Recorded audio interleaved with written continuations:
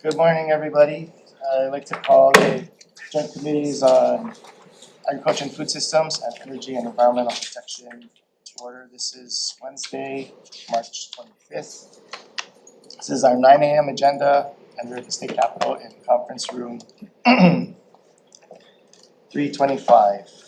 I just want to go over some housekeeping before we get started. So because morning hearings must adjourn prior to floor session, not all testifiers may have the opportunity to testify. In that event, please know your written testimony will be considered by the committee. In order to allow as many people to testify as possible, there will be a 2-minute time limit per testifier. For those on Zoom, please keep yourself muted and your video off while waiting to testify and after your testimony is completed. The Zoom chat function will allow you to chat with the technical staff only. Please use the chat only for technical issues. If you are disconnected unexpectedly, you may attempt to rejoin the meeting. If disconnected while presenting testimony, you may be allowed to continue if time permits.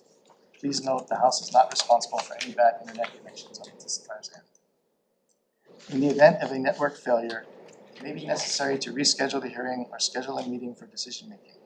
In that case, an appropriate notice will be posted. Please avoid using any trademarked or copyrighted images if you are using a Zoom background. Please refrain from any profanity or uncivil behavior. Such behavior may be grounds for removal from the hearing without the ability to rejoin. I'd also just like to note to everybody that we have 3 agendas. We're going to do decision making on the 9 a.m. and the 9:15 agendas at the end of the 9:30 agenda. So all DM will be done at once. Let's get started with our joint agenda. First up, we have Senate Bill 2110 SD1 relating to agriculture. This bill establishes a conservation, agriculture, and soil health incentive program within the Hawaii Climate Change Mitigation and Adaptation Commission. It requires an annual report to the legislature and incorporates funds. First up to testify, we have Mayor Laramie, Climate Change Mitigation and Adaptation Commission. Chairs, Vice Chair Leah Laramie of the Climate Change Mitigation and Adaptation Commission. We want to stand on our testimony, but if you'll indulge me quickly, I'm inviting Emily Perry to just say a couple words about some of the impacts we saw over the past few weeks. Aloha mai kako. I've been working with the pilot Carbon Smart Land Management Assistance, and that has informed the bill that you are looking at today. This last week during the storms, I visited a number of our partners. I could see very clearly not only where there was some damage, but also where there's mitigation. And some areas that had been in protracted drought and had been doing the strategies for climate adaptive carbon smart planting had actually retained water, had showed healthier ecosystems, were more resilient from the impacts. Just outside of the site, you kick the dirt, where there'd been 14 inches of rain in a day, and it was dust underneath. Another example of one of our partners has been planting swales, and the swales have actually kept the soil, the topsoil, from going into the ocean. They retained it and they'll be able to use that. So there are a lot of examples of these practices that we would like to support and engage in for greater climate resilience. Thank you. Mahalo. Thank you. Next we have Arvinder Grewal, Dean Grewal, Mercy Foy. Chairs, vice chairs, thank you for the opportunity. Parvinder Grewal, Dean CETA. This initiative is very significant and we totally support it. We stand on our written comments. But I wanted to add one more thing. We will be reopening our soil analysis lab next week, April 1st. So if all the people who would need this help, we are there to serve all the farmers, everybody with the soil analysis lab. Thank you. Thank you. Next we have Annie Frederick, Alliance for Progressive Action. Hello, Chairs, Vice Chair Hopple will stand on our testimony and support. Thank you. Next we have Hawaii State Youth Commission on Zoom. Aloha, my name is Mele Kuneli'i, speaking on behalf of the State Youth Commission. We stand in our testimony in strong support. Thank you. Next we have Hunter Hevlin, Hawaii Farmers Union. on Zoom? No. Not present. Let's see.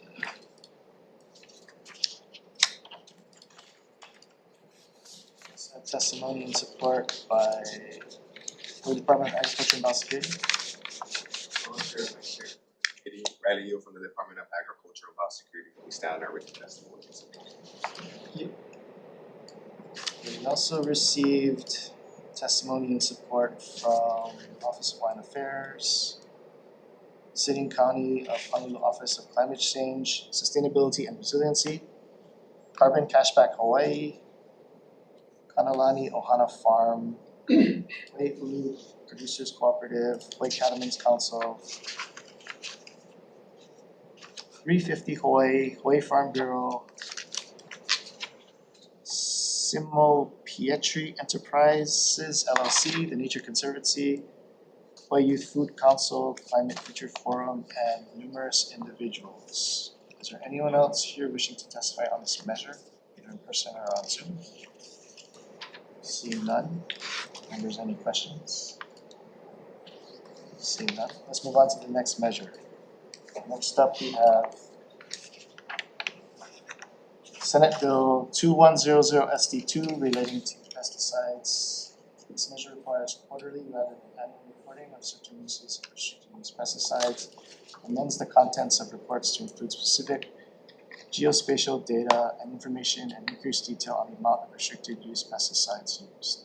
Exempts wood preservative pesticides from reporting requirements. Requires the Department of Agriculture and Biosecurity to develop an online reporting tool for restricted use pesticides and appropriates funds.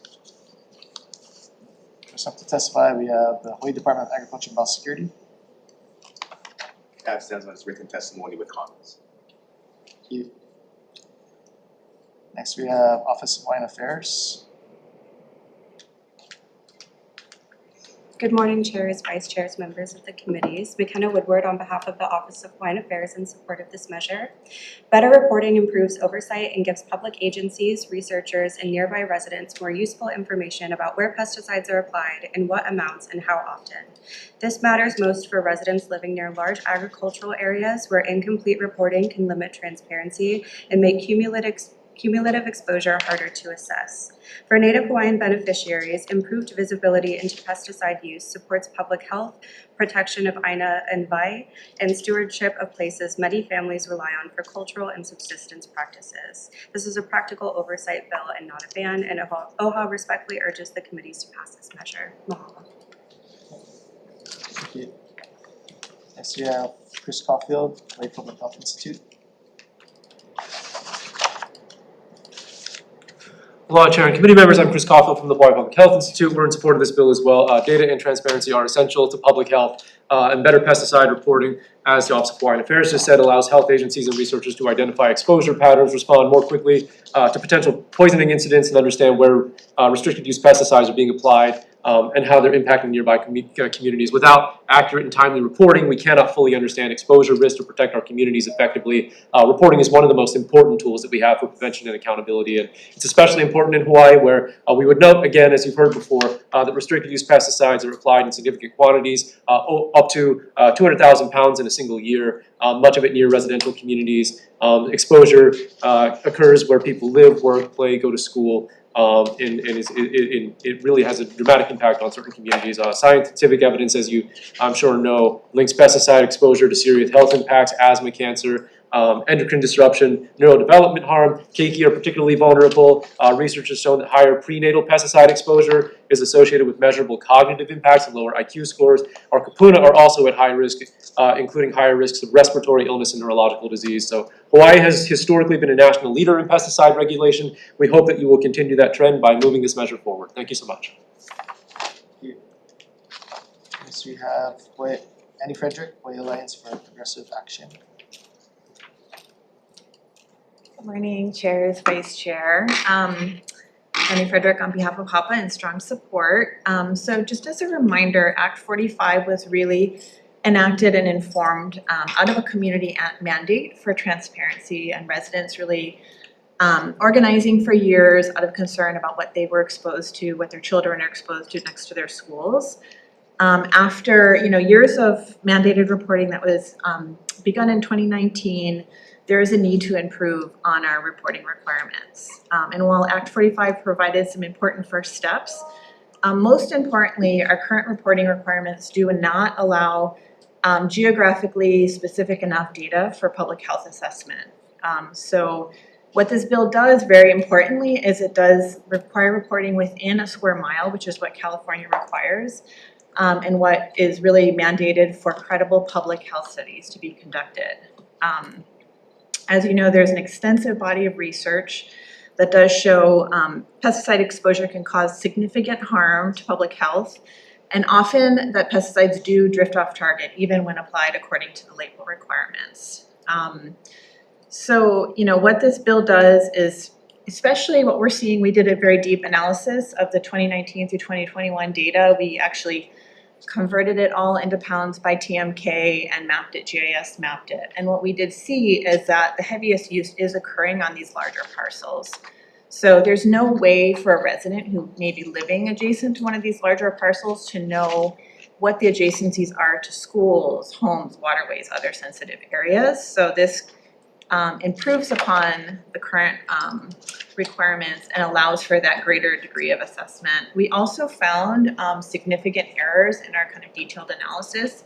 For example, in 2020 alone, 203 applications representing 162,000 pounds of RUPs could not be GIS mapped or associated with a particular TMK due to poor reporting. And often what you saw when we were going through we did a UEPA request for all of the reporting forms, and there would be like a number missing in a TMK. So the funding for an online reporting tool, while there might be an initial investment, I think what it would importantly do is you could have drop downs for TMK, so it would reduce a lot of error in user reporting, but also hopefully streamline things and reduce staff time on the DAB end as well. And also for those who are reporting, just to ease their process, but also cut down on errors so we can get more accurate information to credibly assess what potential risks might exist. Thank you. Next we have Oli Boreals, Earth Justice on Zoom. Not present. We have Lee Emslin, Hawaii Chapter of American Academy of Pediatrics on Zoom.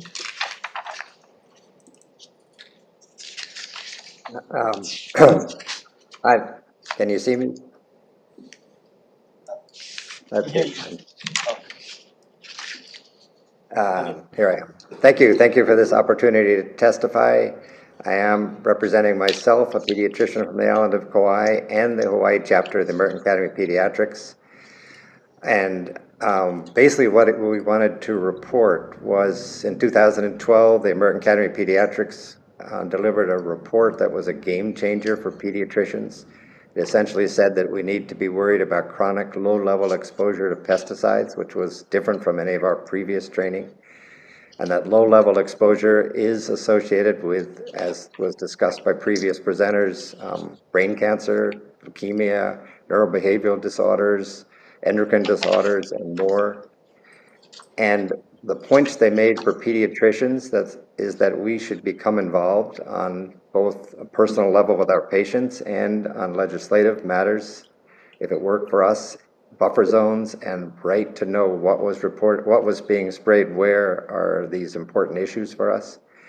And it turns out that all the science about understanding what happens with spraying depends on geospatial measurements. You need to know what's being sprayed where, and then what's the health of the people around these areas to know what's going on.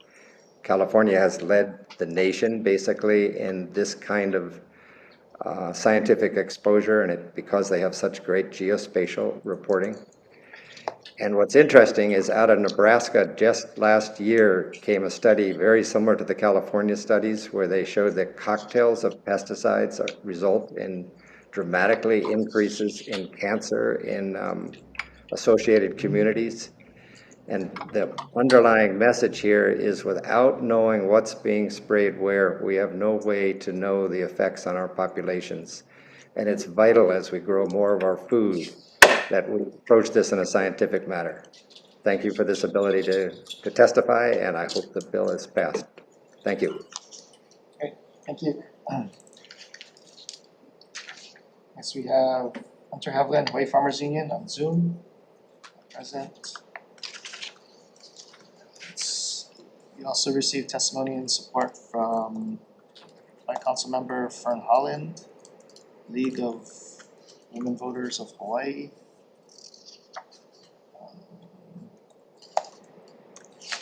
And numerous individuals, and we also received testimony in opposition from Sugarland Farms, Hawaii Crop Recruitment Association, Hawaii Farm Bureau, and the Maui Chamber of Commerce. Is there anyone here wishing to testify on this measure? In person or on Zoom? Seeing none, members, any questions? I guess for the Department of Ag and Biosecurity, just from reading your testimony, it seems like there's a lot of non-compliance with even the current reporting requirements. So about 10% of applicators either do not submit their annual reporting, or they submit it late, or they submit it with incorrections. So I would say the vast majority are complying with the reporting, like 90%. Okay. And your testimony indicates that it's a huge burden on the department to follow up on the non-compliant individuals. So it's a current burden to analyze the reports that come in, transcribing it if they're manually written onto electronic format, following up with applicators, sending them notifications to submit in timely, because if they submit on time, then it's less effort down the line. However, for the 10% that unfortunately are not in compliance, we currently only have 2 case prep reviewers who have to review all the cases, not just for compliance reporting, but also for our regular routine inspections and complaint inspections. And so right now, one of them is fully dedicated to following up on the 10% that are in non-compliance, is just reviewing records, making sure that they did or did not submit, or if there are any errors, what that occurred, drafting up the letters and the notice of violations that come with it. So yes, currently there is a burden for the 10% that do not comply, which is why we are requesting additional resources if this is passed. What number of cases is 10%? Like how many? So we roughly have on average about 1,200, so that would be probably 120 cases on the worst end. Like I said, it's an average. Some years it's better, some years it's worse. So, And you're saying there's one full-time staff person that just follows up on 100 cases? 120, yes, but like I said, her usual duties would typically also include reviewing cases from other inspections. Aren't there ways, I mean, it's the 21st century, are there ways to make some of that administrative burden less by automating systems? So for the case review section, not so much, because it is, we have to make sure that we do a thorough review on all the documents, but on the other data end, entry. yeah, on the entry end, notifying applicators, ensuring that the data is correct. The online reporting tool would be a great resource in that. Has there been talk of developing that, or what's the? There was in, I think, 2020, 2021, however, I was unable to find any records relating to that, and when I followed up with the initial developers, I received no response. So we'd be starting from scratch. But there was interest when the reporting first came out, but it wasn't followed through. I could not. And there's an online, like the forms can be submitted just digitally, but not everybody does that. Is that the? That is correct. So we have some mailed in. Remember, these are applicators, right? With various levels of knowledge and expertise. Sure. So we do have manual forms sent in. We have scanned forms, but they are manually written. We do have some that are submitted through electronic format as well. So, And then the ones that are submitted electronically, I mean, I wouldn't think you would, don't necessarily need an expert to come in and figure out, I mean, it's not that hard to figure out how to take data from a digital format and then input it into into a master sheet, Yeah. no, but they And just- would need to understand pesticide language and that, okay, you know, they submitted this product name, does it match the active ingredient, are rates inconsistent, right? In terms of that, so. Okay, just wondering about that. And then, thanks. I guess for, if I can ask one more question, for HAPA, like what's the additive, I mean, you spoke to this somewhat already, but what's really being gained by just additional reporting times? The quarterly reporting, I think just more community access to data. But is it fundamentally different between doing it twice a year or 4 times a year? Or is more of the issue availability of the data from the current reports, you know, which maybe aren't being processed quickly, or there's incomplete reporting? I think our hope would be that like timely reporting could get out to communities. So if there was a concern about drift exposure, you wouldn't have to wait a whole year. What we found when we were, you know, doing the data cleaning work, it took us years, honestly, to do the first year, because it was, you know, now I think it's better because I think there's a lot of like things that DAB has cleaned up on their end in terms of just like you can at least get the summaries by county in pounds versus different increments. But the goal, I think the community mandate when we first started working on these bills, you know, over a decade ago, was communities just wanting more timely access. Like some of these earlier versions of these bills had like pre-notification, which we took out, you know, out of responses, but things where communities could check in more regularly. So that would be the ideal goal, is that, you know, a community that might be concerned about exposure wouldn't have to wait a whole year to find What's out. like the turnaround now for, I mean, they have current reporting requirements, what's the turnaround for the data being publicly available anyway? I mean, I'm just wondering if the priority should be getting better, more efficient turnaround of that data on the department end before adding additional. I'm not sure. I think the hope with the online reporting tool is that it would make that turnaround more streamlined. And I think with AI now, we're finding it quicker to do some of the conversions of, you know, the data cleaning work, for example. But I'm hoping that the online tool would also expedite that as well. Okay, all right, thanks. Yeah, thank you. Department of Ag.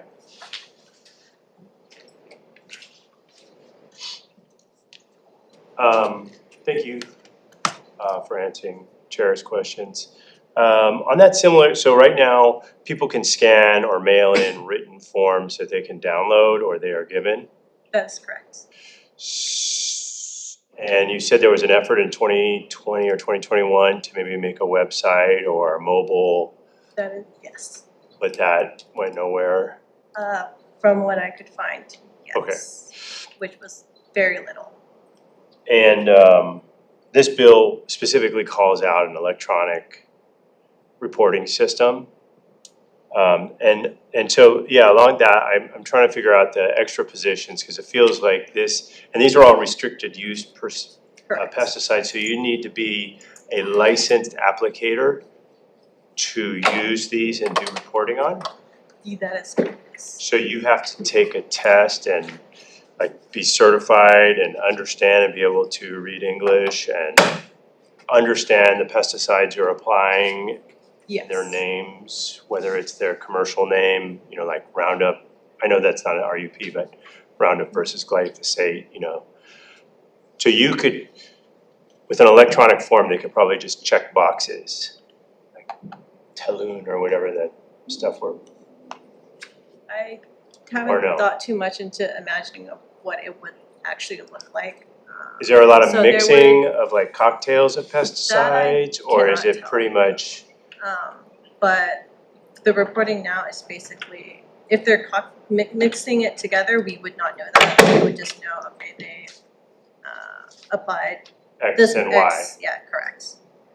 so But I many imagine gallons, it so would many be gallons. a drop-down list of, could potentially be a drop-down list of the registered restricted use pesticides we have now, so you can just click it. Labels don't often change, however, there could be like autofill, Okay, automatic filled out versions of certain fields.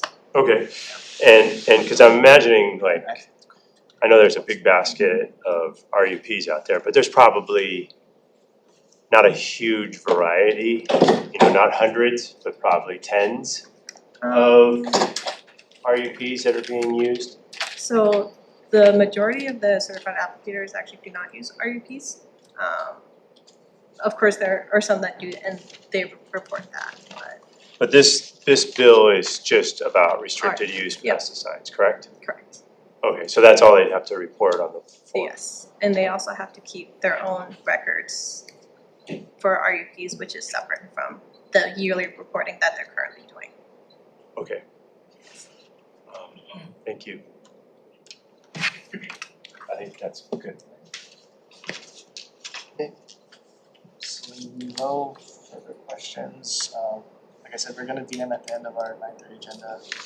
So I'm gonna adjourn this 9 o'clock and then open our 9:15 and recess. Or 9 o'clock.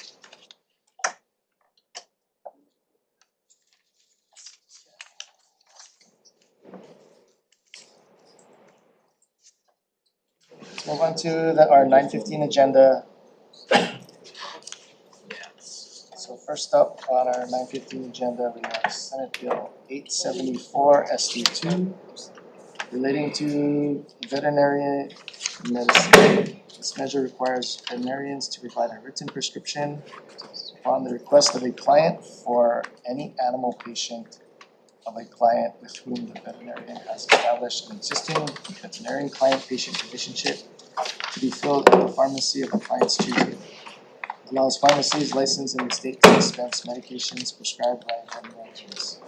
Authorizes the Hawaii Board of Veterinary Medicine to establish penalties, which may include fines for suspension or revocation of a license.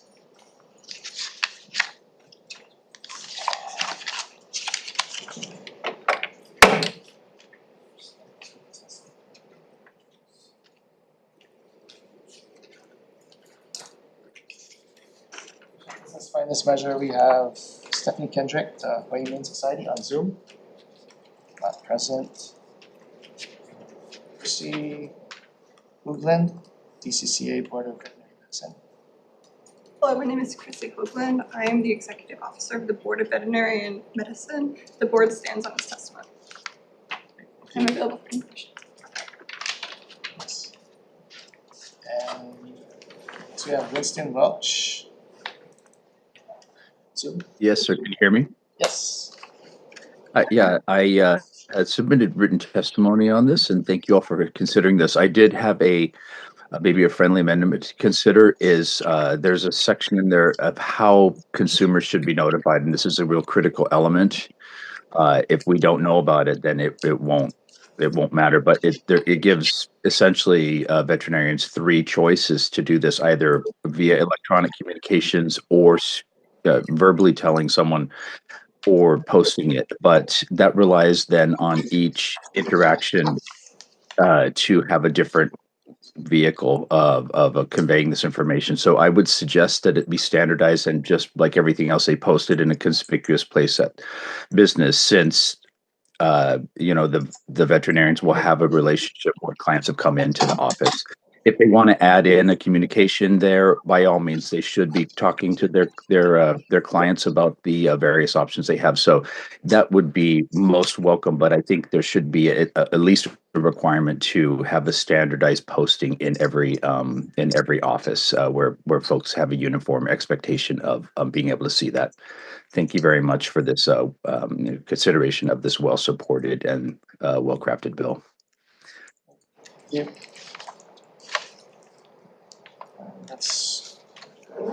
So we also received testimony and support from Animal Rights Hawaii, Animal Interfaith Alliance in Britain, Hawaii Veterinary Medical Association, and numerous individuals. Is there anyone else here wishing to testify on this measure?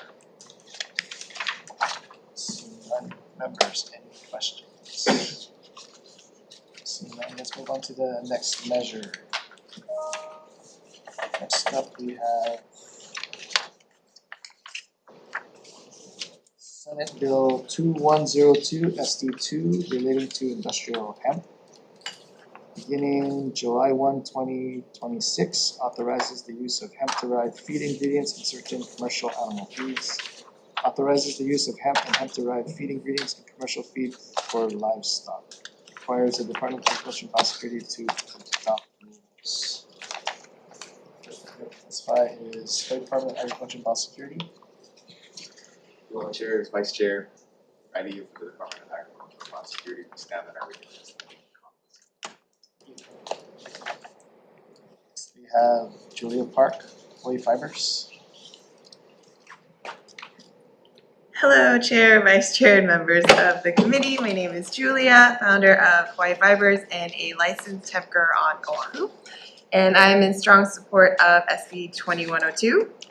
Hemp produces feed ingredients, hemp seed oil, hemp seed meal that are well established in animal nutrition and can be grown right here. This bill creates the legal framework for that to happen, and it's modeled on Montana's framework enacted in 2021, which is working. There are also pet stores in Hawaii now selling hemp seeds from the mainland, and this allows Hawaii farmers to supply the local community. The benefits to Hawaii are straightforward: reduced import dependence, new revenue streams for local farmers, and a more resilient food system. And I respectfully urge the committee to pass SB 2102. Thank you. So we have Ben Draper, Hemp Paper Company. Okay. Chair, Vice Chair, members of the committee, thank you guys for hearing the bill. My name is Ben Draper with the Hemp Paper Company, testifying in strong support of SB 2102. Just a little bit of context, we're talking about industrial hemp. We're not talking about marijuana or CBD. Industrial hemp is an agricultural crop grown for fiber, grain, and feed ingredients. It has essentially zero psychoactive effects. I brought in an example of hemp protein that you can buy at Costco, so it's totally safe for consumption. Essentially, we just this bill helps farmers use those same ingredients in animal feed. As you guys might know, Hawaii imports over 90% of its animal feed. This bill is one step towards changing that. SB 2102 authorizes hemp-derived feed ingredients, hemp seed oil, hemp seed meal, in commercial feed for pets, specialty pets, and horses, with livestock phased in through departmental rulemaking. I want to thank Chairperson Hurd and the Department of Ag and Biosecurity for their written testimony. They raised important points, and I think you'll find the proposed HD1 amendments were built specifically to address them. The department noted that the AAFCO has so far only approved one hemp feed ingredient, which is hemp seed meal for laying hens, and suggested that the legislator may want to wait for broader federal approvals, which is a reasonable instinct. But there's a thing is that this was approved in 2024, and that's over a year and a half ago. Hawaii farmers still can't use it because the state hasn't adopted the rules to allow it. So this bill isn't getting ahead of the science. If anything, it's catching up. It gives the department the framework to act when federal approval comes through instead of starting from scratch every time. The department also raised concerns about earlier versions tying state law to future AAFCO and FDA decisions, and they were right to. The Attorney General flagged that as a potential unlawful delegation of legislative power. The HD1 amendment fixes that. When AAFCO publishes a new ingredient definition or FDA approves a new use, the department initiates its own rulemaking under Chapter 91. Federal science informs the process. Hawaii retains its own authority. It's clean and it's constitutional. On livestock, the department was concerned about authorizing species where federal safety reviews aren't finished. The HD1 addresses that directly. Pets, specialty pets, and horses are authorized on day one. Livestock, poultry, cattle, swine only come in after the department adopts rules for those species. The department controls the timeline completely. We also added 3 provisions: a voluntary advisory council within the department. It's zero cost, no appropriation, and no hires to provide expert guidance on rulemaking, including for hemp cultivated for grain and associated co-products. A UHCTA HR research directive So the science on hemp feed ingredients gets done here in Hawaii with local cultivars. And the provision for partnership with local ag producers, including Native Hawaiian practitioners and INA-based programs, all germane to feed, no additional committee referrals. I have the complete HD1 language in Ramsier format along with a written testimony for the committee, which I gave at the beginning, and I asked to pass SB 2102 with the proposed amendments. Thank you, and happy to answer any questions. Thank you. Next we have Hawaii Farm Bureau, Rami Moro. Not present. And we have Hawaii Sustainable Farms, Robert Betts on Zoom. Hello. Hello. This is Robert Benz. I was on the hemp task force for the state, and I'm a member of the hemp feed coalition that got the layer feed approved. I disagree on 2178. That bill is fundamentally flawed in several ways, but I do support this bill. I would approve this bill more if there was a 30-day timeline for the DAB livestock to approve or adopt federal regulations, because it's been 2 years on the hemp seed and we still can't sell it over here. But the livestock, like cows, the Kansas State research, that could be also added on this bill, but we don't have to have anything with 2178. That's a horrible bill. Here for any questions, longtime hemp farmer, Mahalo. Thank you. Also received testimony and support from 2 individuals. Is there anyone else wishing to testify on this measure? We have a person on Zoom. Seeing that, Hawaii Farm Bureau, would you like to give testimony? We're on What he said. 21-2. Thank you, Chair. Hawaii Farm Bureau down on its written testimony in support. Those got a little bit better. Thanks. Alright. Now seeing no other testifiers, members, any questions on this measure? I have one for Hawaii Farm Bureau. Thank you for your timely entry, sir. Question for you, the 2 testifiers before talked about that you can buy hemp seed at Costco for humans and possibly animal feed. And then reading Department of Agriculture and Biosecurity's testimony that it sounds like there's a very narrow focus on what's allowed for animal feed. I mean, can you kind of walk me through, are we missing out in Hawaii being able to produce kind of a triple net product, you know, of fiber, feed, and apparently paper bags? Yeah. Yeah, can you just walk me through that? Thank you, Vice Chair. For the record, Brian Miyamoto on behalf of the Hawaii Farm Bureau. And we do have, I believe, the hemp coordinator in here, but I think that's been part of the problem. Just some of the regulations, some of the maybe duplicative regulations, which limiting our hemp producers, hemp farmers, and hemp industry from true growth and some true impact here in Hawaii. Even the previous version of the bill had some requirements that you have to meet certain federal requirements. And again, credit to the previous committee that removed that to try to streamline and again encourage and incentivize hemp production. I think some of the actions that and we understand that we need some oversight. We understand what the plant is capable of doing and what we're trying to avoid.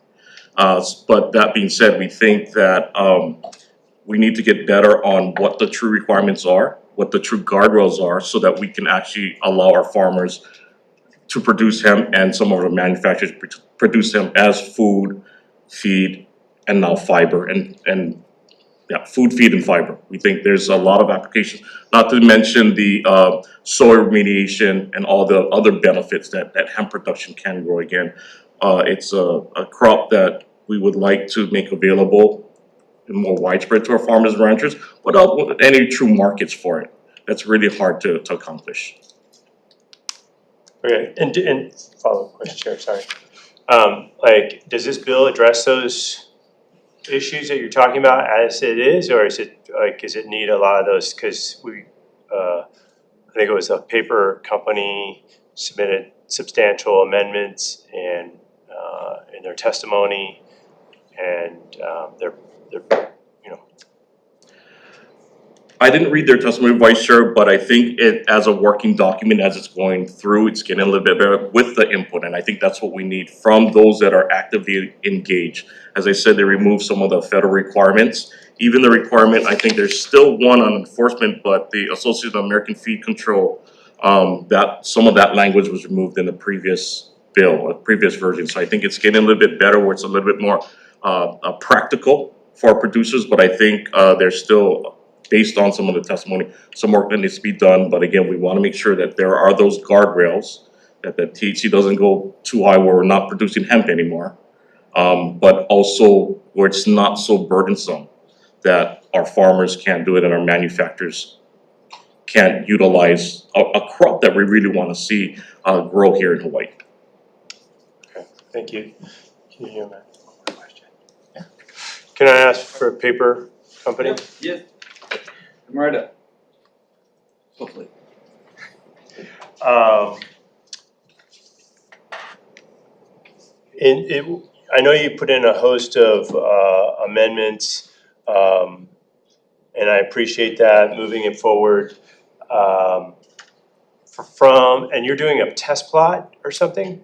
Yeah, so we actually just got a grant from the SAR, Western SAR USDA program. Okay. So basically we already have 2 acres growing, we're gonna get a 3rd acre, and this is to test if you grow hemp between the month of May, the month of June, and then like what the differences would be. So it's just kind of showing the remediation effects on the soil, and it also shows like the finished goods. So we're gonna take that material, we're gonna process it into like animal bedding, for example, and then we're gonna be able to show like what is the unit economics around that. What does it cost from seed to finish?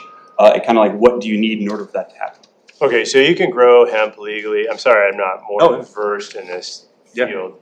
You can grow hemp legally, it's just providing markets within the state of Hawaii legal framework is the big issue here.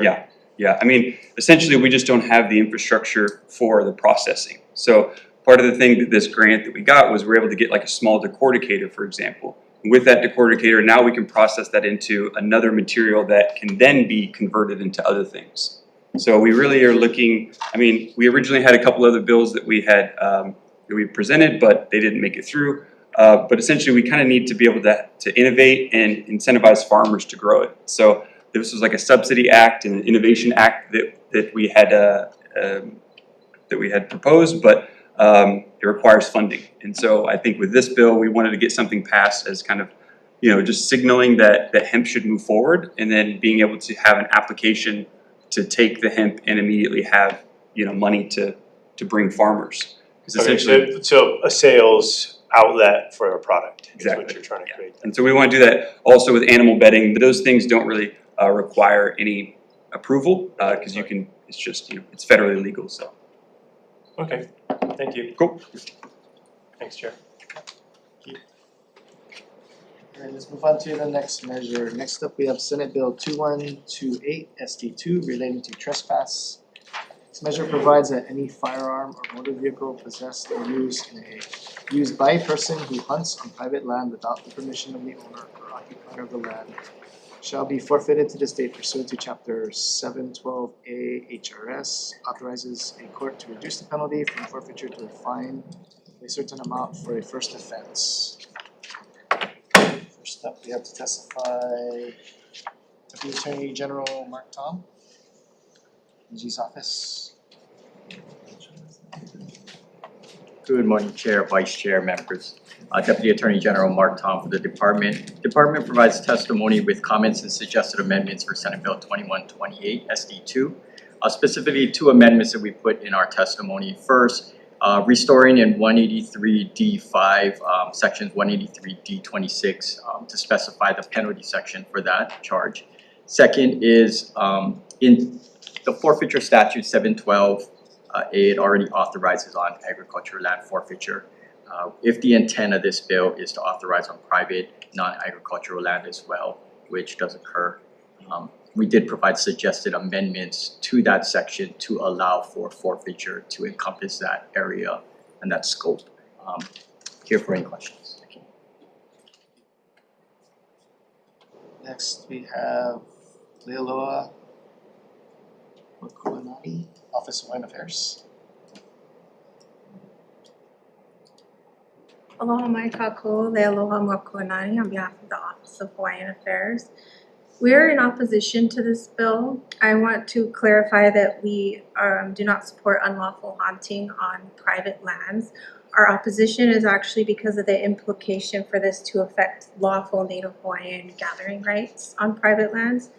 I'll note that the community concern here seems to be about private hunting on, or hunting on agricultural private lands.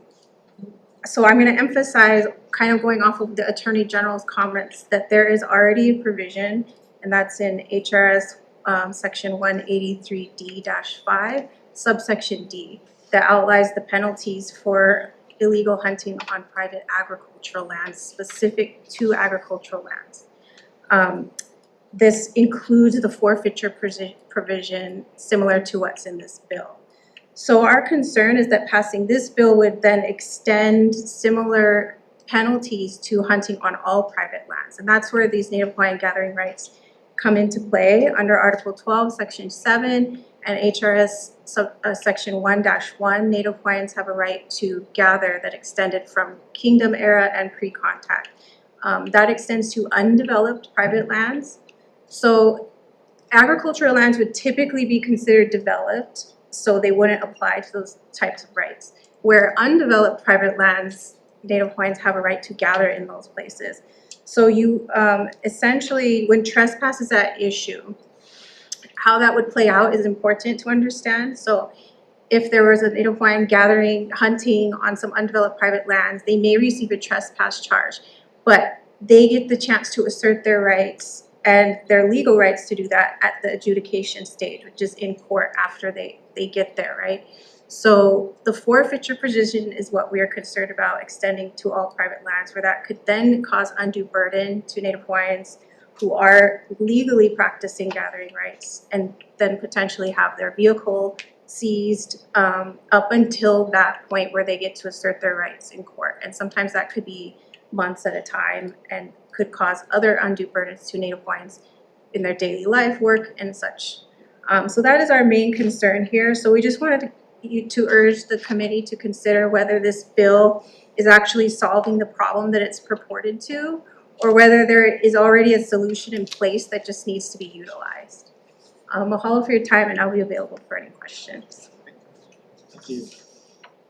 So we have Hawaii Cattlemen's Council.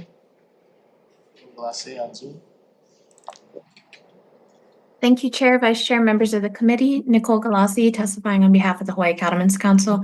We support this bill because trespassing, poaching, vandalism, these are all crimes that our ranchers are dealing with regularly.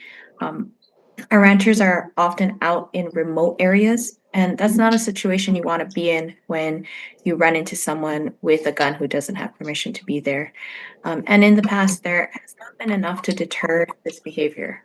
So forfeiture of vehicles and guns is a meaningful penalty, and we believe it will help deter crimes. We also thank the previous committees for increasing the first offense fine from $750 to $2,000 to make that fine more meaningful. Mahalo. Great, thank you. Next we have Brian Miyamoto, Hawaii Farm Bureau. Thank you, Chair, Vice Chair, Representative Lowen. Brian Miyamoto here on behalf of the Hawaii Farm Bureau. You have our written testimony in support. Similar to the cattlemen's testimony, we view this as a deterrence. Ag crimes are so bad that the legislature created a program specific for ag crimes in Department of Law Enforcement. In fact, we're looking for that to be from a pilot to a regular program. Again, it is the ramp. This is not about hunters. We support hunters.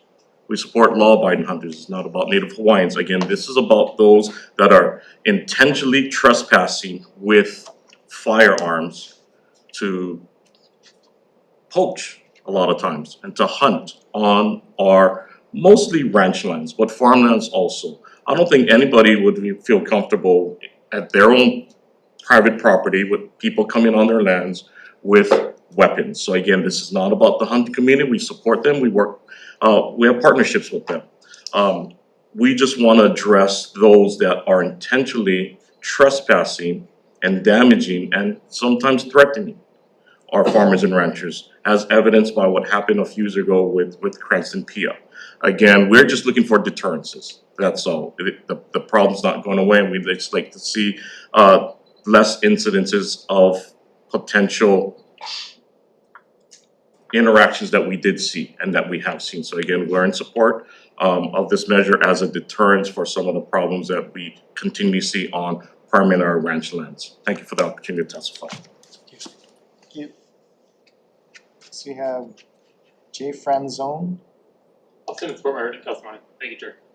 Right. Thank you. So received testimony and support from Upalakua Ranch and a bunch of individuals. Is there anyone else here wishing to testify on this measure? Seeing none, members, any questions? If you don't mind. Yeah. For the Attorney General, please. Thank you for your suggestions and coming in today. You know, listening to OHA and I'm not an attorney, and I had a brief understanding of subsistence and culturally Hawaiian cultural rights to provide subsistence hunting or gathering. And so I did some reading up on that to kind of understand the narrow definitions and what's considered developed property and all these things. Do you feel like this bill, and especially with your, your amendments, kind of navigates that issue? And then the other thing that came to mind to me was, does hunting with weapons, with guns, qualify as subsistence hunting? Is that a real broad category? I mean, again, speaking from ignorance and not knowing the law on this, can you kind of walk us through that? So in regards to OA's testimony, we'll have to review that to see how that interplays with the bill itself. But in terms of the forfeiture portion and this bill, the department doesn't take a position. This is a policy decision by the legislature if they would like to implement forfeiture in these types of offenses. There is a list of included offenses in 712A in which forfeiture is authorized. And so this would purely be a decision by policymakers to decide, yes, for these types of offenses, we would like forfeiture to apply. In terms of your question on the scope of the firearms as it relates to this, I'll have to follow up and get back to you on that. Okay, so maybe my ignorance wasn't too ignorant. It sounds like it's a thorny issue. Yeah, just want to make sure, it's just because it's not in our testimony, so I don't want to opine on that without making sure that we're providing 100% accurate information to you. Okay, and then the next question, I think we settled it, but just reviewing that section, oops, I forgot we're defining a motor vehicle. That includes like quads, side-by-sides, those kinds of ATV vehicles, correct? I believe so. I'd have to check to see specifically if it covers the type of vehicles that you're intending. So you're looking for quads? Yeah, I mean, that because like in my district in Hamakua, this is a huge issue. And it's mostly manifested by people, sometimes in pickups, but there's a lot of people on ATVs who can get through stuff, or you can cut fence, you have a lot more mobility and range on an ATV. And so that's the issue, where I think the author of the bill is looking for some more bite. Got it. Because you're gonna lose your quad, that hurts, it'll get around really fast.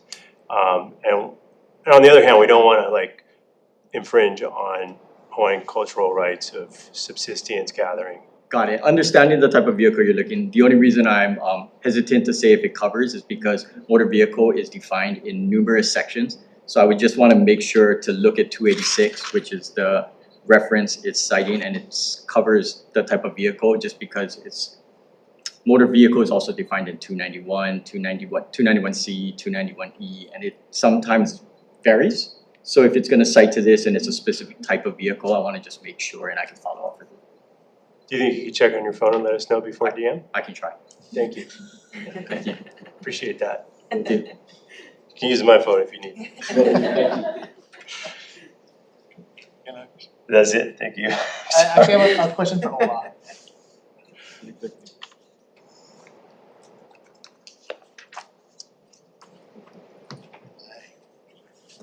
Thanks for being here. So I reviewed your testimony and I kind of understand the position. I'm just curious, so how common is it for trespass, either citations or arrests for Native Hawaiians who gather on private land? I don't have an exact answer for that question about how often that happens. I don't know if that's something that's necessarily tracked. But we do, as Office of Foreign Affairs, we have, we're kind of like a receptacle where people do come to us with those types of complaints. We generally refer them to like Native Hawaiian Legal Court, but we do receive these types of inquiries fairly often, I would say. That they do happen. I don't have a statistic on that, but it's something that occurs fairly often or regularly for Native Hawaiians to be gathered in certain areas and get some sort of charge for being there. And then we generally, someone like Native Hawaiian Legal Corp will represent them and just help them go through that process. Okay. Right. And then I do have an additional, if you have, because you asked him a question and one of them was about whether guns apply. Oh, please. And that actually is something that just hasn't been decided, and it would be a Supreme Court issue to decide. It's one of those, it hasn't been addressed yet.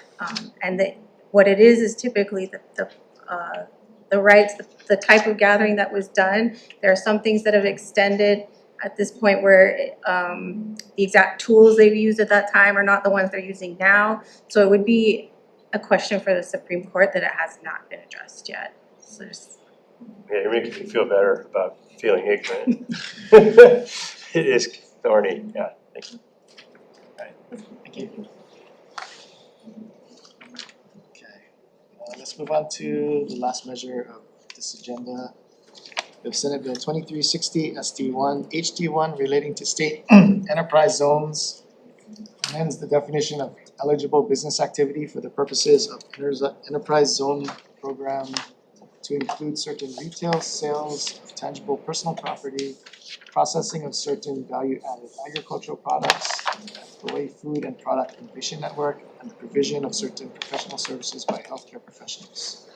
Taxable years beginning after December 31st, 2026 extends the eligibility period of the state business tax credit for qualified purchases within state enterprise zones. Beginning January 1st, 2028 extends the eligibility period of the general excise tax exemption credit for the qualified businesses within state enterprise zones. As an effective date. Okay, first up to testify on this measure, we have Department of Agriculture and Biosecurity. That's on his written testimony and support. Thank you. Next we have Dennis Ling, DBED. The Business Development and Support Division with DBED stands in support of this measure on our written testimony. Next we have Mary Yokota, Deputy Attorney General.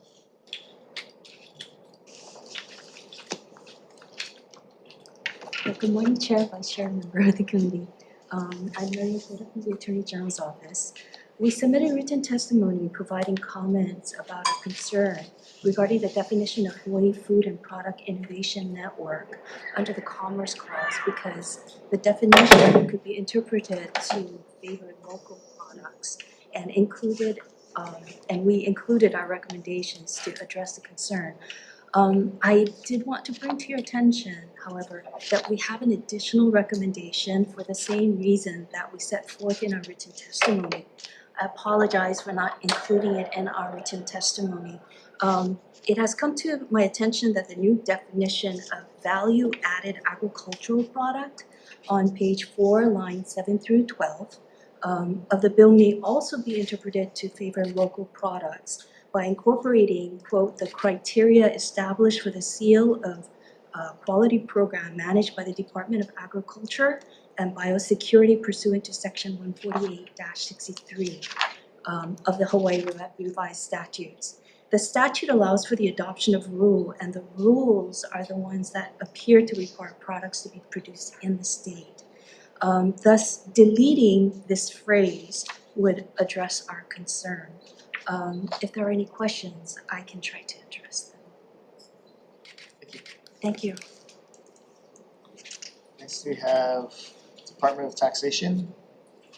Good morning, Chair, Vice Chair, members of the committee. Robert Avila on behalf of OTAX. The department stands on its written testimony and providing comments. Here to answer any questions. Thank you. Next we have Wendy Gady, Agribusiness Development Corporation. Present.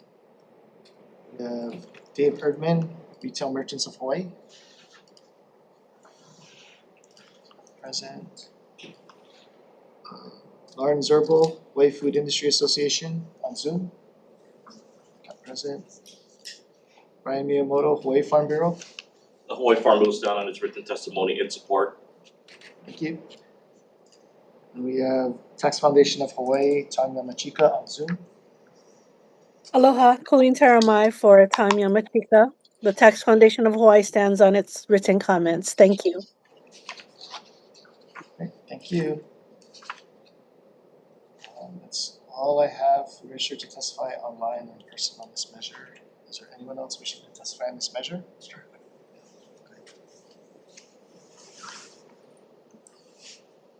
Aloha Chair, Vice Chair, member of the committee. My name is Matt Perlberg on behalf of Holamua Collaborative. I did submit written testimony. My apologies if I didn't click the box, but I will double check with staff to make sure that the written testimony was received as well.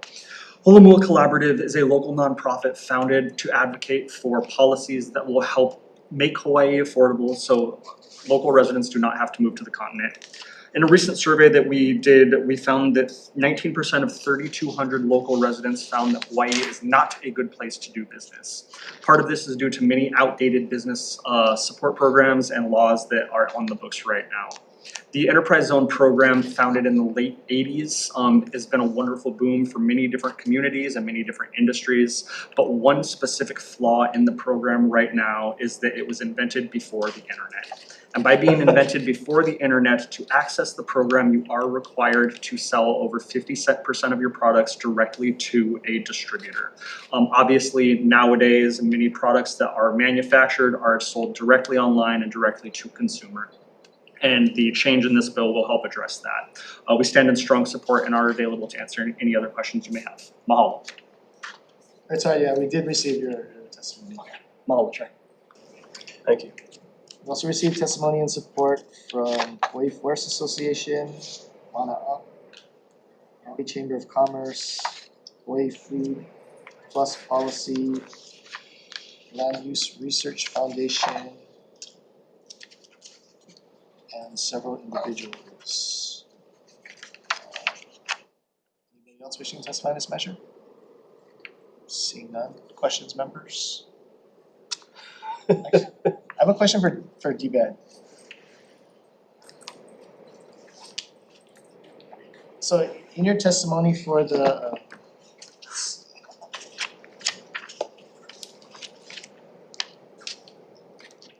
so in your testimony, you're recommending that the bill applies to qualified companies after that join the program after July 1, 2026? Yeah, so our testimony was we recommend that there is no retroactivity for the companies who are either already in the program or have applied to the program, because one of the items that this measure seeks to change is the term that companies are allowed to be within the program, which is currently at 7 years, and the bill wishes to take that up to 9 years, and then 10 years for manufacturing and agriculture. All right. Yeah. Just want to clarify that. Thank you. Thanks.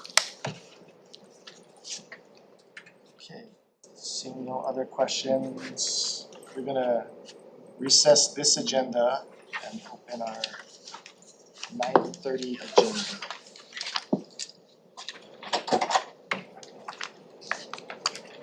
And I'm gonna turn over the 9:30. We're gonna do DM right after this, sorry.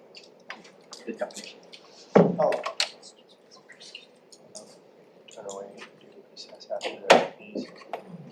Sure, we can have them come on. Okay. Hey Mark, will you just come up to the, Oh, okay. So I just wanted to let the committee know, just for motor vehicle, at least pursuant to 286.2, motor vehicle means every vehicle which is self-propelled and every vehicle which is propelled by electric power, but which is not operated upon rails, and it excludes mopeds. So if the quads that you're talking about or your utility seat is a vehicle that is self-propelled and or which is propelled by electric power, I don't know what type of specifically how those vehicles are, but if it falls under that definition, it would come under 286.2, which is the way that motor vehicles is defined. Thank you. Does that help? That was super helpful. Thank I you. came to the same conclusion, but just wanted to make sure, cause it's not, it's legalese and we just wanna make sure It the is, and you definition also- covered it. You also have to refer to way down in that section for vehicles, because that is also defined within motor vehicles. So just Thank you, appreciate that. Thank you, Okay. Chair. alright, so we're recessing our 9:15 agenda and we're opening our 9:30 agenda. I'm gonna turn it over to my vice chair. Hang on to your hats. Thank you, Chair. Members, we're gonna go straight into the 9:30 agenda. We're gonna hear a couple of resolutions. First off, HCR 60, which is requesting the Department of Agriculture and Biosecurity to convene a working group to improve consumer awareness of invasive plant species, reduce the spread of invasive species through plant sales, and create a comprehensive labeling framework that provides an indication of plant species invasiveness risk when sold in the state. So first up to testify in person is Department of Agriculture and Biosecurity. Chairs, Vice Chair, Riley here from the Department of Agriculture and Biosecurity. We stand in support with the intent with comments. Thank you. Next up, we have Stephanie Easley of CGAPS in person. Good morning, Chair, Vice Chair, Representative. My name is Stephanie Easley with the Coordinating Group on Alien Pest Species, here in strong support of HCR 60. We think this is a great idea. Consumers often don't know that the plants they're purchasing are invasive, that can cause problems for their own yards, their communities, and the environment, their larger environment. The labeling is not a replacement for regulation to actually prevent the sale of invasive plants. There is a bill that's still alive that would start to update the noxious weed list, but even if that makes it through and is enacted, that will take a while to make rules to get started. So having a program like this that could be implemented more quickly to let consumers know would address the problem. We also note that everyone thinks it's a great idea and wants to be included on this working group. We, in our testimony, suggest adding a member of the Hawaii Invasive Species Council who works with the weed risk assessment and the plant prono program day to day and is very familiar with the plants. CGAPS has a history of working with the plant prono program, trying to prevent the introduction of invasive plants. And we also note that the Island Invasive Species Committees are the boots on the ground who are out there doing the control programs for invasive plants that are currently for sale. So they would be a valuable member of the group as well. Thank you for listening to my testimony. I'm here if you have any questions. Mahalo. Thank you. Next up, we have Brian Miyamoto, Hawaii Farm Bureau. Thank you, Vice Chair, Representative Nolan Brian Miyamoto here on behalf of the Hawaii Farm Bureau. We'll stand on our written testimony in support with additional comment that we commend the introducer of this bill and their leadership in this era of focus. Thank you for the opportunity to testify. Eloquently said. Thank you. There was one other comment and two more in support, so a total of 5 support, 0 in opposition, and 1 comment. Members, is there any questions? Oh, sorry. I'm sorry, I didn't ask if there's anybody else. Thank you. I apologize, our leadership took a long time to to get my testimony approved, so therefore it is late, very late. But my name is Patrick Chi, the Department of Land and Natural Resources and the Hawaii Invasive Species Council. This is our testimony in support of this resolution and offering the additional comments that the department would suggest that the resolution add on the department as a member of the working group, as well as other members of the Hawaii Invasive Species Council, should they be interested in adding their voice to the conversation. I would say that like the Department of Transportation would definitely be a good addition to this, since they have a lot of plantings along their various areas that they do. So in any case, if you have any questions, we're available for questions. Thanks. Thank you. Is there anybody else in person who would like to testify on this resolution on Zoom? Okay, members, questions? Okay, seeing none, we're gonna go on to HCR 144 and HR 136. Those are requesting that certain state and county agencies, in coordination with community-based organizations, to develop a comprehensive statewide food security strategy. Okay, we had 12 in support, 0 in opposition, 1 with comments. First up is Department of Agriculture and Biosecurity in person. That's on his written testimony and support. Okay, thank you. And we have Daintree Bartoldas from Hawaii State Council on Developmental Disabilities and Support in person. Not present. Next, we have Wendy Gady from Agribusiness Development Corporation in person. Not present. Lauren Luer from Hawaii Public Health Institute on Zoom. Aloha, just the Hawaii Public Health Institute and the Healthy Eating Active Living Coalition strongly support. This is an important step towards coordinated statewide food security strategy. Definitely strengthening local food systems, improving access to healthy and culturally appropriate foods, and addressing disparities across communities. So thank you for the opportunity to testify. Thank you.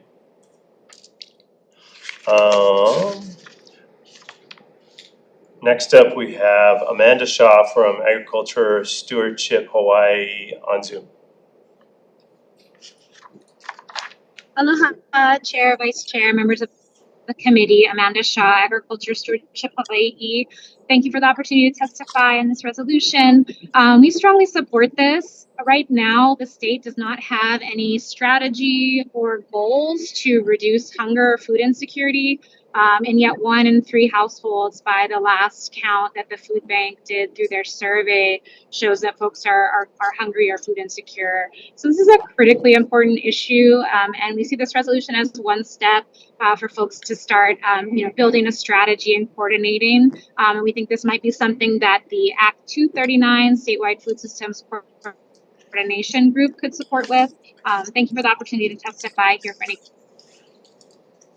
Thank you. Next up, we have Brian Miyamoto from Hawaii Farm Bureau in person.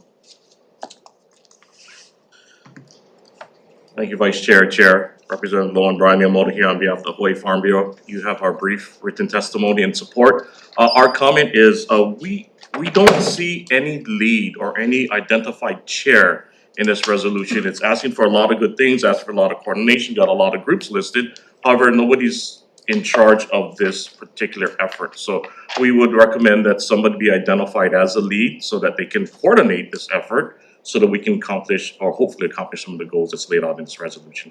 Other than that, we are in support. Farm strong. Thank you. Next, we have Kim Wassel Hardy, just as an individual on Zoom. Aloha, Chair, Vice Chair, members of the committee. Mahalo for the opportunity to testify in strong support of HCR 144. My name is Kim Wassel Hardy. I am an urban agroecology consultant and a community organizer here on Oahu. I'm here on behalf of everyone in Hawaii who eats. Hawaii is facing a daily crisis of food insecurity, that is often invisible and deeply felt across our islands. The truth is we are all food insecure because we rely on an import-dependent system that is increasingly vulnerable to disruption, as recent flooding has shown. In times of crisis, it is our neighbors and grassroots networks who respond first. They are not peripheral, they are the backbone of food security. We must expand how we define food security to not just about how many pounds of food that we produce and distribute, but about investing in social infrastructure that ensures food reaches people in ways that are accessible, dignified, and resilient. To truly end hunger, we must act as one statewide community. Food insecurity does not stop at county lines, and neither should our solutions. A coordinated approach ensures resources and support reach those who need them most. Hawaii is not lacking in food, we are lacking equity and access. Framing food as a right, not a commodity, we create space for cross-sector solutions that go beyond agriculture or charity alone. HCR 144 is an opportunity to align the government with the communities already leading this work and to build a resilient, community-driven path towards zero.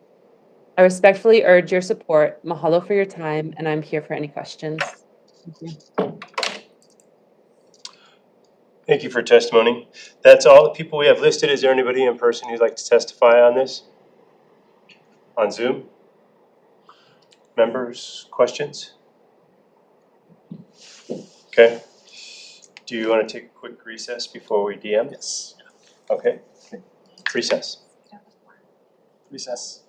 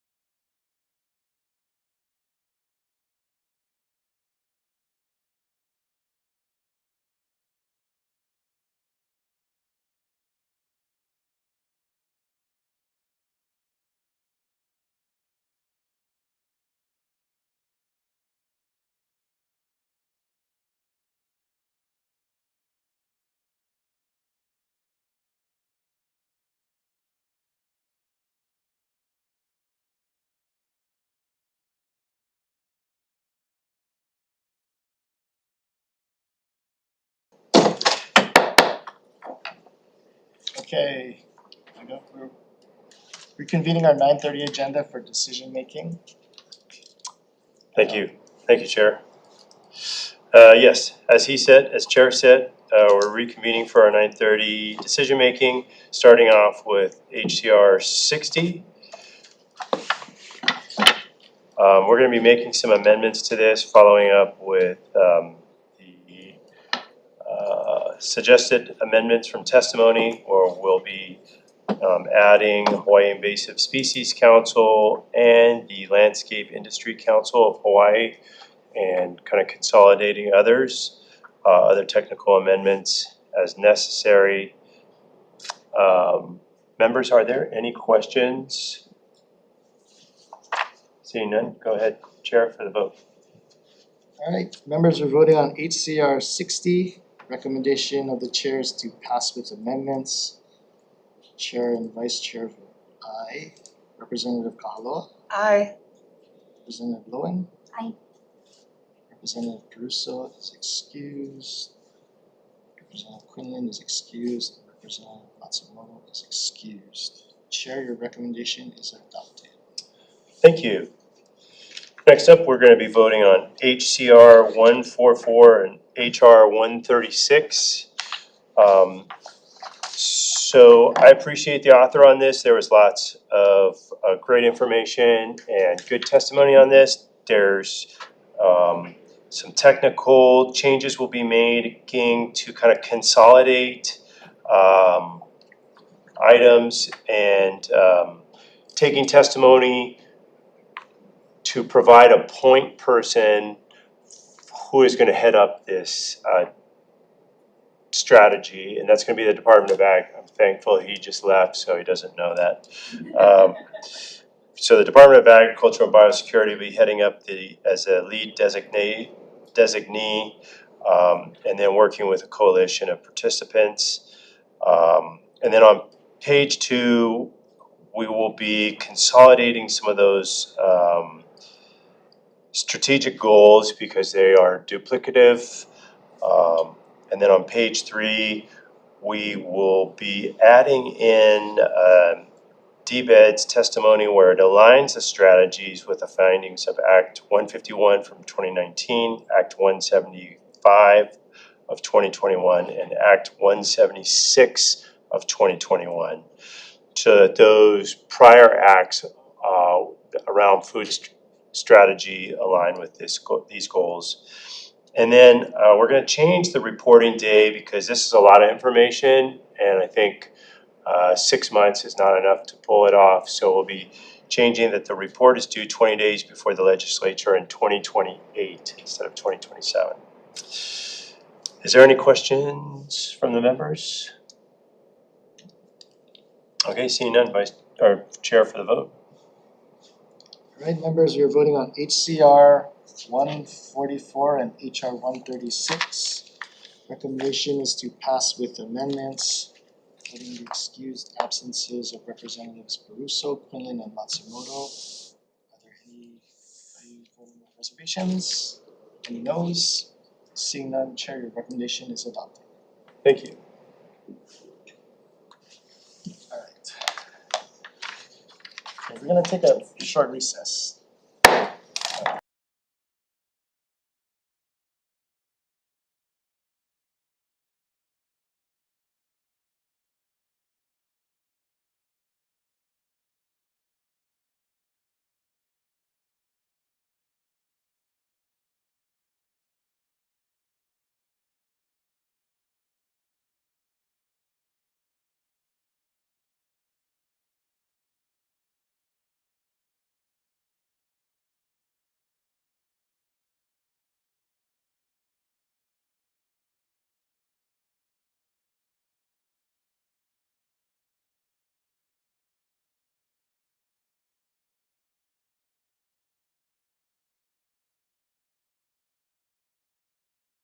Agenda. And first up on that agenda, we have Senate Bill 2110 SD1 relating to agriculture. Recommendation of the chair is we're going to pass out a House Draft 1. And what we're gonna do is on page 5, we're gonna incorporate the requirement to update the program procedures in subsection B6 into the 3-year reporting requirement in subsection E. So I'm kind of combining it so it's not redundant. And read effective date to July 1, 3000, and technical amendments if any. Any questions, comments, or concerns, members? Seeing none. Vice Chair for the vote for Ag. Thank you, Chair. Voting on SB 2110 SD1. Chair's recommendation is to pass with amendments. Chair and Vice Chair voting aye. Representative Kahaloa. Aye. Dramatic pause. Chair Lowen. Aye. Okay, noting the excused absence of Representative Peruso, Quinlan, and Matsumoto, Chair recommendation is adopted. Right, thank you, members.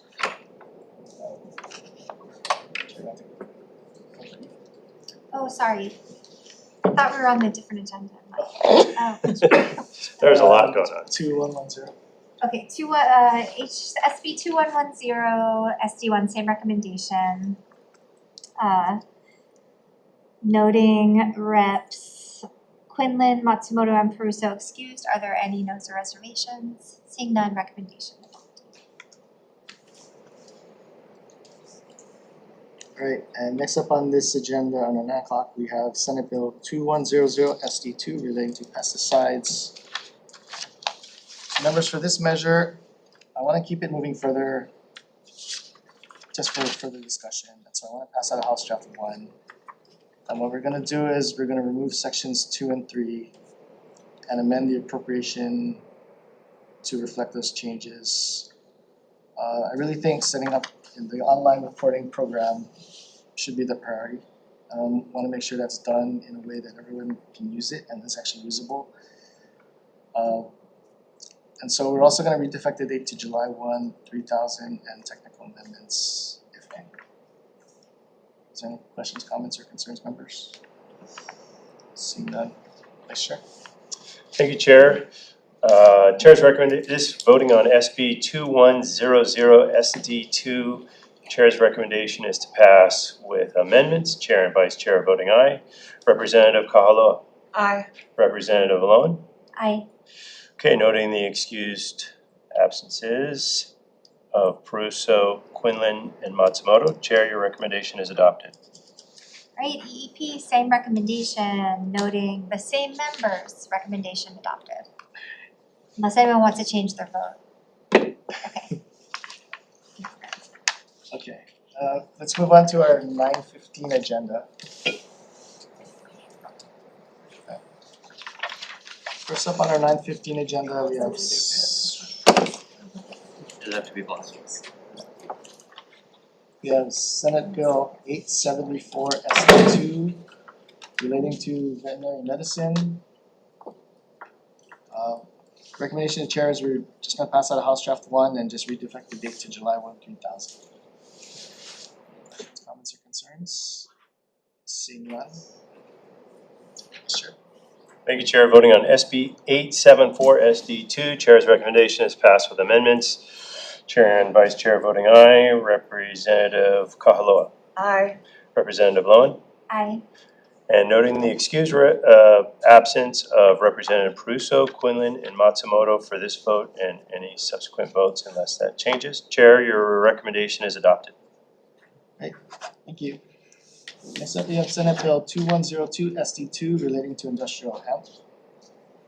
We're gonna keep this moving and pass out a House Draft 1, and we're just gonna read the effective date to July 1, 3000. Any comments? Questions? Seeing none, Vice Chair. Thank you, Chair. Voting on SB 2102 SD2. Chair's recommendation is passed with amendments. Chair and Vice Chair voting aye. Is there any reservations or nays? Seeing none. Chair, your recommendation is adopted. Thank you, members. Next up, we have Senate Bill 2128 SD2 related to trespass. So the recommendation of the chair is we're gonna pass a House Draft 1. We're going to take the AG's recommended amendments by moving the new provisions to the penalties portion of the chapter. We're also gonna change the provision relating to the first offense from allowing the court to assess the fine instead of forfeiture to making the first offense a fine, followed by forfeiture for the next subsequent offense. So that forfeiture isn't the primary. And then we're gonna read the effective date to July 1, 3000 and any technical amendments. Any questions, comments, or concerns? Seeing none, Vice Chair. Thank you, Chair. Voting on SB 2128 SD2, Chair's recommendation is passed with amendments. Chair and Vice Chair voting aye. Is there any reservations or nays? Seeing none, Chair, your recommendation is adopted. Thank you. And next is Senate Bill 2360 SD1 HD1 relating to state enterprise zones. So the recommendations, we're gonna pass a House Draft 1 and we're going to incorporate the DBET recommendation of which was having everything apply prospectively from July 1, 2026. And I do want to note the concerns raised by the Attorney General's office in the committee report. And should the Committee on Judiciary and Hawaiian Affairs take up this measure to consider that. And also read the effective date to July 1, 3000. Any questions, comments, or concerns, members? Seeing none? Vice Chair. Thank you, Chair. Voting on SB 2360 SD1 HD1. Chair's recommendation is to pass with amendments. Chair and Vice Chair voting aye. Is there any reservations or nay? Seeing none, Chair, your recommendation is adopted. All right, we are adjourned. Thank you.